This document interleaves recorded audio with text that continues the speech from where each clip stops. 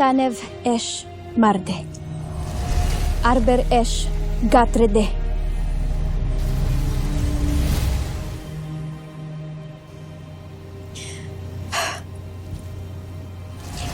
Tanev esh marde. Arber esh gatrede. Pigo pa rin ako. Agape, Avi. Tiwala ako balang araw. Ay lalabas rin ang likas mong kakayang manggamot, Armea. Ipagpatuloy mo lang ang pag-aaral nito. Hayaan mo nang si Yara magpatuloy ng lunas. Avisala-esh. Ako nang bahala. Sa aking Rama.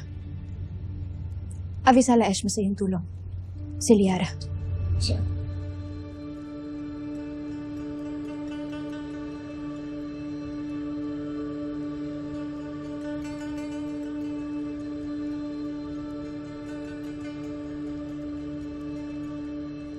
Kinagagalak ko na ligtas ang aking Rama.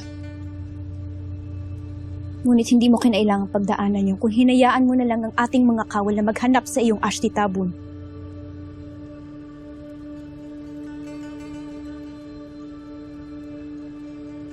Sa kabila ng mga nangyari, umaasa pa rin ako makikinig sa akin ng Ashti Tabun kung sakaling kami ang magkaharap. Hindi kaya't mga bagong kasamahan ni Tabun ang iyong mga nakaharap na kalaban, Soldarius.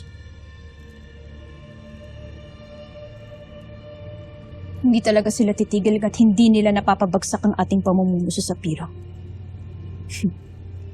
Hindi sila nagtagumpay sa akin, kaya ikaw naman ang sinugod ngayon. Ngunit hindi rin sila nagtagumpay. Mabuti't dumating si Nadaron at ako'y tinanungan.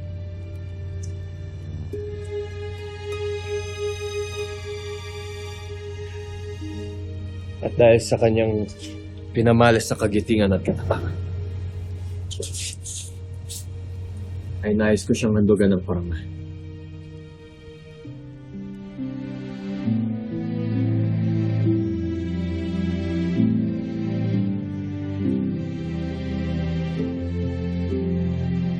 Kung yun ay sa tingin mong nararapat para sa kanya,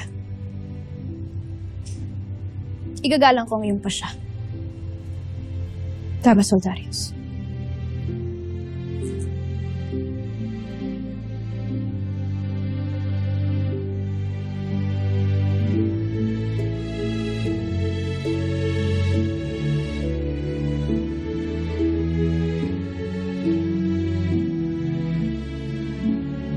Galing sa Rama at Hara ang gamot na ito.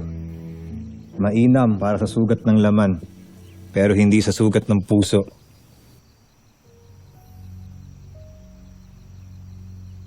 Ano na naman ang iyong winiwika?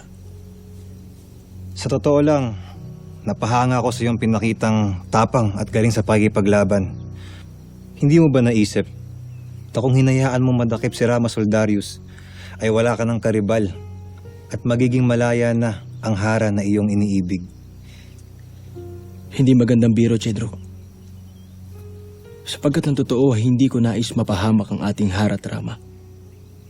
Lalo't nakita na natin ang pagkakaiba ng kanilang pamumuno sa pamumuno ng dating kay Ramitena. Isang katotohanan. Ihamak na mas maayos makitungo at may malasakit sina Hara Armea sa kanilang mga nasasakupan. Kaya't masaya akong maging bahagi ng hukbo ng Sapiro. Ang magsilbi sa Rama at sa Hara dito. Masaya maging parte ng hukbo ng Sapiro para lalong mapalapit kay Hara Armea.